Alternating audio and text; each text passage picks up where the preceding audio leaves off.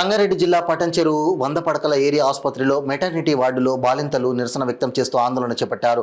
Private ఆసుపత్రిలో చేరడానికి డబ్బు లేక ప్రభుత్వ ఆసుపత్రికి వస్తే ఆసుపత్రి అవినీతిమయంగా ఉందని, కాన్పుకు అక్షరాల 7,000 రూపాయలు తీసుకున్నారని ఆవేదన వ్యక్తం చేశారు. స్కాన్కు డబ్బులు అడిగారు. పుట్టిన పిల్లాడిని చూపించి 500 అడిగి తీసుకున్నారు. సెలైన్ బాటిల్ పెడితే 200 తీసుకున్నారు. ఇలా వందల రూపాయలు దోచుకుంటున్నారని బాలింతలు ఆవేదన వ్యక్తం చేశారు.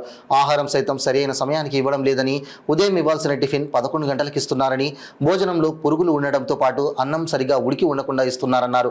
గుడ్లు సైతం మురిగిపోయినవి, నీసు వాసన రావడం ఇస్తున్నారని ఆసుపత్రికి ముందు నిరసన వ్యక్తం చేశారు. బాలింతలకు మద్దతుగా పటంచెరు కార్పొరేటర్ మెట్టు కుమార్ యాదవ్ మాట్లాడుతూ సంబంధిత సిబ్బందిని సస్పెండ్ చేయాలని డిమాండ్ చేశారు.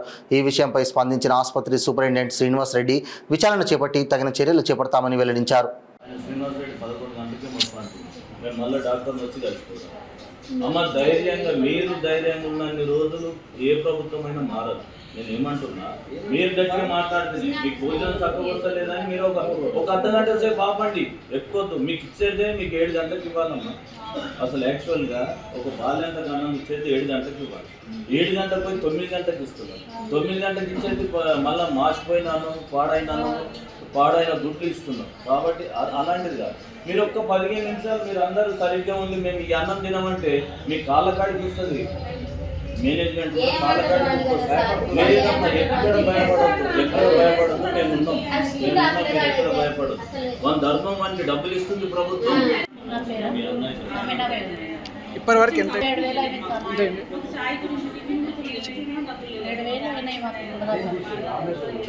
మా గరీబులు మేము మా దగ్గర గరీబులు ఉన్నామని గిడికి వచ్చాము.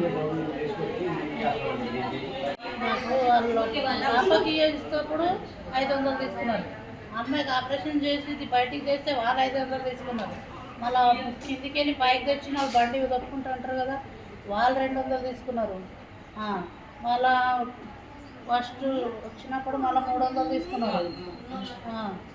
మళ్ళీ వచ్చిన వాళ్ళు తీసుకుంటూనే ఉంటారు. అది 20-50 తీసుకుంటే కూడా తీసుకోరు. 100 కావాలి, 200 కావాలి వాళ్ళకి. आपको जो यहाँ का है जब से 6-7 हज़ार रुपये हो गए हमारे. इन्होंने सब जने ऐसे वाले 100-200 के नीचे नहीं ले रहे पैसे.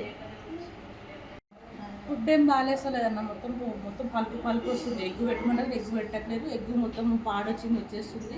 కర్రీస్ కూడా ఏం వస్తలేవు మాకు. ఫుడ్లో ఎట్లా మారుతాయి మాకు? 9 రోజులు 10 రోజులు పెట్టేసుకుంటారు. మాకు ఎట్లా తొందరగా అంటే ఇన్ఫెక్షన్స్ అయితేనే మీకు అవి అవుతున్నాయి అంటున్నారు డాక్టర్స్. పిల్లలకు అసలు ఏం ఇచ్చేస్తలేరు మాకు. వాళ్ళు కూడా వాసన వచ్చేస్తుంది మొత్తం. నైట్ మొత్తం మాడిపోయింది, తెచ్చి మొత్తం రైస్ అంతా కావాలా వద్దా మీకు రుబాబు కానీ మాట్లాడేస్తున్నారు పిల్లడు అసలు.